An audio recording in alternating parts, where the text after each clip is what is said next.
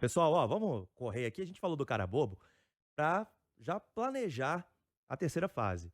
Vamos trabalhar com o Atlético se classificando para a fase 3 da pré-Libertadores. Romano, vem desafio difícil também. Vai ser Equador ou Colômbia. Pois é, e aí o seguinte, Equador vai ter uma altitudezinha, né? Não é tão grande assim, mas vai ter.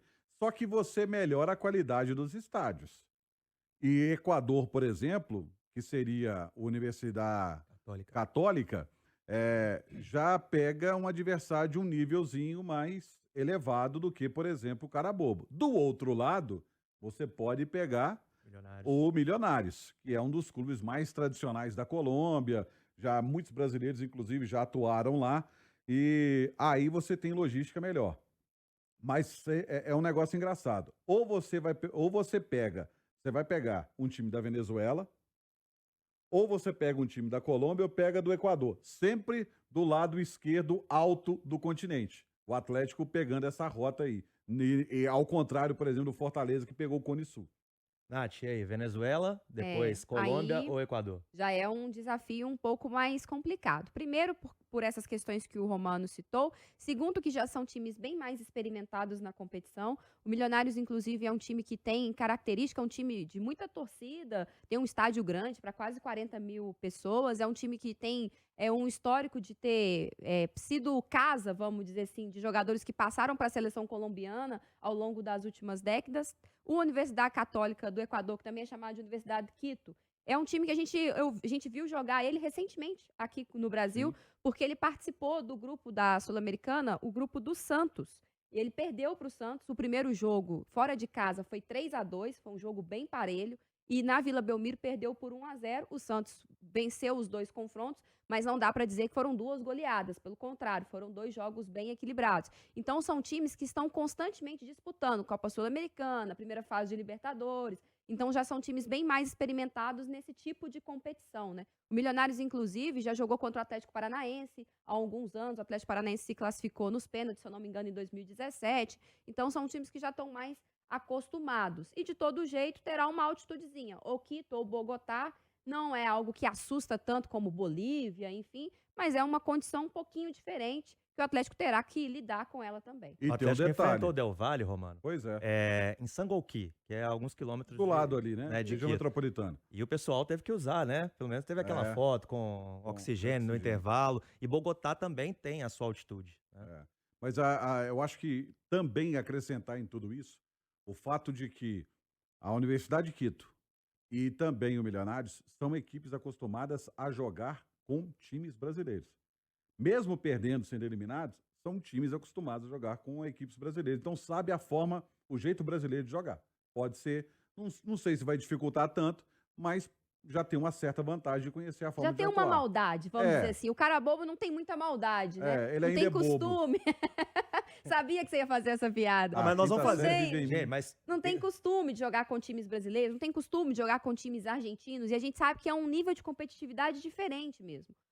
O Milionários, Universidade de Quito já são times que já passaram por aqui, já enfrentaram rivais, né, parecidos ali com o Atlético em termos de qualidade. Então é um confronto mais difícil. Mas era a expectativa, né? Uma primeira fase, que no caso é a segunda, mas a primeira do Atlético, com um pouco mais de tranquilidade, e aí o jogo decisivo mesmo para ir para a fase de grupos, um adversário um pouco mais qualificado. E nesse time do Milionários tem um cara que o Botafogo quer trazer ele de todo jeito. O Luiz Castro quer esse cara como seu camisa 10, o John Textor tá avaliando, a multa é meio alta. Daniel Ruiz Rivera, que ele chama, é um ponto esquerda, joga ali como meio atacante também, aquele cara que tem visão de jogo, tem passe qualificado. Ele é considerado, dentro da Colômbia, um dos jogadores mais valiosos do país, um dos grandes talentos revelados nos últimos anos. Tem possibilidade de vir jogar no Brasil. Se não vier, permanecer no Milionários, pode ser que enfrente o Atlético. não, o Texas vai fazer o cheque lá e vai trazer. É galo doido contra cara bobo na primeira. E um detalhe, o Milionários, se não me falha a memória, e me corrijam depois, tá, gente? Tem toda a liberdade disso, mas o Ramon Veron, pai do Juan Veron, jogou nesse Milionários, já mais pro final da carreira, mas jogou no Milionários, jogou na Colômbia. Bruxão? La Bruja. La Bruja. A La Brujita é La o Brujita filho. é o filho, La La Bruja, La Bruja. o bruxo Ó, Meu pai. Caixa vai narrar gol pra caramba, segunda fase, terceira fase, vamos pular pra fase de grupos. O bicho vai pegar. Vai. Vai porque é o seguinte, e é bom a gente explicar. Nessa pré-Libertadores tem 3 fases, gente. Fase 1, que são os adversários que ainda vão jogar. Para entrar na fase 2, são 3 jogos acontecendo. E aí tem a fase 3 e você entra na fase de grupos. Então, na fase 2 e 3, 2 que o Atlético já sabe que vai enfrentar. E se ele passar na fase 3, que a gente está falando, pode pegar Universidade Quito ou o Milionários, ele decide em casa. Faz o primeiro jogo fora e decide em casa. Classificando para a fase de grupos, muda completamente a coisa. Por quê? Nessa fase 1, 2 e 3 da Libertadores, você não enfrenta equipes do mesmo país. Na fase de grupos, você enfrenta. Aí que vem um pouco a confusão de quem nos acompanha. Se você se classifica direto no Campeonato Brasileiro ou na Copa do Brasil para a Libertadores, você não entra em grupo que tem brasileiro. Então, Mas vamos só fazer um parêntese, então. Flamengo, Palmeiras, Corinthians, Fluminense, Internacional e Atlético Paranaense. esses não caem em grupo de ninguém. Esses entraram direto na fase de grupos. Então eles não podem Eles são enfrentar cabeça de outros... chave. Isso. São 8 grupos, né? Eles É. estão em 6 grupos. Então tem 2 grupos que não tem brasileiros, que o Atlético pode cair neles, ou ele pode cair nos grupos com esses times que nós citamos. É. São cabeças de chave, né? E aí vem a questão. Como o Atlético não será cabeça de chave, ele conseguindo chegar à fase de grupos, ele pode cair num grupo de qualquer brasileiro. Ele pode cair no grupo de qualquer brasileiro. Por quê? Porque ele está vindo da pré-Libertadores. Assim como o Fortaleza. E aí muda de figura a questão do mando de campo. O Atlético começa jogando em casa e termina jogando fora. E aí nós já poderíamos ter clássicos muito importantes, né? Já numa fase de grupos, Palmeiras e Atlético, Palmeiras e Flamengo, ou mesmo se ele cai, por exemplo, ele pode não cair no grupo de um brasileiro, mas ele pode cair no grupo do River Plate da vida, né? Que também deve ser cabeça de chave, ou Boca Juniors, enfim. Então, existem 2 desvantagens muito claras, ao meu ver, sem citar o ponto de vista financeiro. Mas, assim, existem 2 desvantagens desportivas de disputar a pré-Libertadores. A primeira delas é óbvio, você começa a temporada mais cedo, você já passa por 2 confrontos eliminatórios, já tem todo um desgaste físico, emocional. E a segunda delas é o fato de você não ser cabeça de chave. Porque aí você já pode arrumar problema para sua vida já na fase de grupos e não ter um grupo mais tranquilo que te permite ir esquentando os motores para chegar bem na fase de oitavas. Mas tem quem ache isso uma coisa boa também. Principalmente considerando que é Clube Atlético Mineiro que você tá já sendo falado, né? Não, começa mas o ano numa disputa de mata-mata, cai num grupo forte, se classificar na pré, se classificar dentro de um grupo com adversários complicados, chega nas oitavas ainda maior. Eu acho que tem uma outra vantagem nisso aí, Nath e Henrique, quem nos acompanha. Como é um trabalho novo, e aí a gente tem que explicar o seguinte: o Atlético vem nos últimos 2 anos com o jeito de jogar do Cuca. O Cuca montou o elenco campeão de 2021, a forma de jogar. O Turco fez algumas mudanças, mas também manteve muito daquela herança e volta ao Cuca. Aí o Cuca que tentou mudar alguma coisa e acabou se dando mal. Mas agora muda radicalmente. A gente sabe a forma como o Eduardo Cudê gosta que as equipes atuam. Não é que o Atlético vai ficar covarde e não vai atacar mais. Muito pelo contrário. Mas é uma forma diferente de jogar. Por exemplo, o Cuca joga com 2 volantes. Ele gosta de jogar com 1. Só para ter um exemplo. Então, 3 atacantes. 3 Ele gosta com atacantes. 2. Ele joga com 2. Ele joga com mais meio-campistas, mas esses meio-campistas têm muita liberdade para chegar ao ataque. Então, assim, eu acho que essa fase pré-Libertadores pode dar a ele a chance de entrosar ainda mais o time e o time entender a forma como ele quer que o Atlético jogue. Se tem do outro lado o desgaste, e isso realmente vai acontecer, é natural, você tem a possibilidade de dar mais entrosamento. Lembrando que, eu confesso uma curiosidade muito grande, o que ele vai fazer com o Pavon nesse início de trabalho. Porque o Pavon só pode jogar o Campeonato Mineiro. Pavon não pode jogar a Libertadores, porque ainda está punido pela Conmebol. Mas ele precisa montar o time que vai jogar a Libertadores no Campeonato Mineiro. E ele não pode contar com o Pavon. Então aí é aquela história do cobertor curto. Você cobre a cabeça, o pé fica de fora. E ao contrário também. Em janeiro, se não me engano, vai ter, vou chamar de audiência.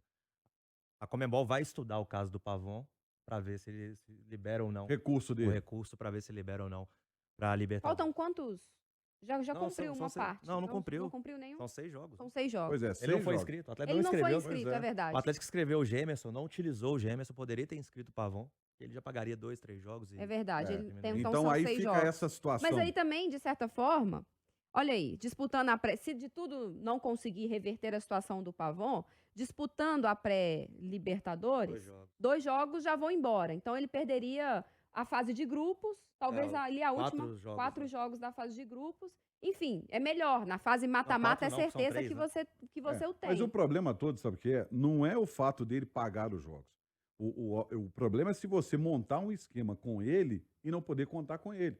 Tanto que, acredito, né? A gente não tem mais acesso ao CT, não dá para ver. Acredito que o Cudê já está trabalhando um time sem ele. E tem um outro detalhe. 2 contratados ainda não chegaram. Mas a gente sabe também que Denilson essa e o primeira Igor. fase É. da pré-temporada é mais de aperfeiçoamento físico, né? O Cudê, inclusive, disse na sua entrevista coletiva que a parte tática começará a ser trabalhada de maneira mais exaustiva a partir de janeiro. E eu tenho a expectativa que em janeiro os 2 reforços que o Atlético deve anunciar em breve, Edenilson e Igor Gomes, já estejam com o elenco. E o lateral também, E né? o lateral também, porque não sabe ele bem a situação do Mariano, né? Então, mas assim, é uma situação difícil, porque o Pavon tem status para ser titular, mas talvez ele não queira utilizar um terceiro atacante, ele prefira utilizar um meio-campista mesmo, e aí pode ser o Igor Gomes. Vamos ver o que o Cudê vai realizar. E lembrando que tem o Pedrinho de volta, né? Pedrinho recuperado. Ainda não vai ter o Igor Rabelo, tá na fase final de recuperação. O Arana só no segundo Março, semestre, abril, né? né? Março, abril, E olha lá. final do primeiro semestre, né? Sim. A possibilidade dele voltar a treinar. Então tem essas questões no Atlético. Eu vejo assim, um elenco forte do Atlético. O Atlético é o adversário, volto a repetir, é o adversário a ser batido dentro desta fase da Libertadores e ele tem que tomar muito cuidado com isso para não cair em armadilha. Tá certo. Cara bobo, milionário e católica aqui, trazendo as informações pra você da Libertadores. Eu tava guardando essa. Eu Romano. sabia. Ele tá feliz assim Ah. porque ele vai voltar à terra natal dele. Cara bobo. Putz. Ele ficou muito satisfeito. Ficou? Pessoal, falamos muito de Libertadores aqui. Falamos. Acho que você que tá acompanhando a Itatiaia tá muito bem informado, mas vai ter muito mais conteúdo falando desse duelo do Atlético, muito importante, Nas redes da rádio também, Sim. no site da rádio também. durante a nossa programação. E mais tarde a gente repercute mais no nosso Dial, né, Romano? É. Essa classificação, esse sorteio, o Galo enfrentando o cara bobo da Venezuela, e todo esse caminho é o sonho do bicampeonato do Galo. Se vier, vai ser merecido, né, Romano? Ah, vai ser da forma como o atleticano sempre diz, né?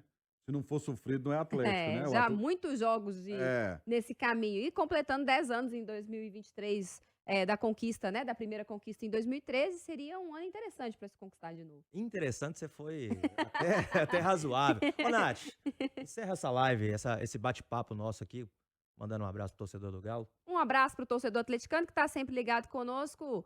Curte, hein? Tem que curtir o vídeo, senão a gente não grava mais. Curte o vídeo, compartilhe também nos seus grupos aí de atleticanos. Quero todo mundo bem informado sobre quem é o cara bobo. Despede aí, cara bobo. Tô aqui ao lado do cara bobo, que me convidou, muito legal participar. E o seguinte, se você ainda não é inscrito no canal da Itatiaia, se inscreva, ative o sininho, porque vídeos como esse, você vai curtir e vai saber na hora. Assim que o sininho for ativado, ele vai te dar o alerta e você vai acompanhar tudo de primeira aqui na Itatiaia. Pelas redes da Itatiaia, pelo Dial, você fica sabendo de tudo e, óbvio, a Itatiaia vai estar lado a lado com o Atlético nessa campanha da Libertadores. É isso aí, La Glória Eterna. Um abraço.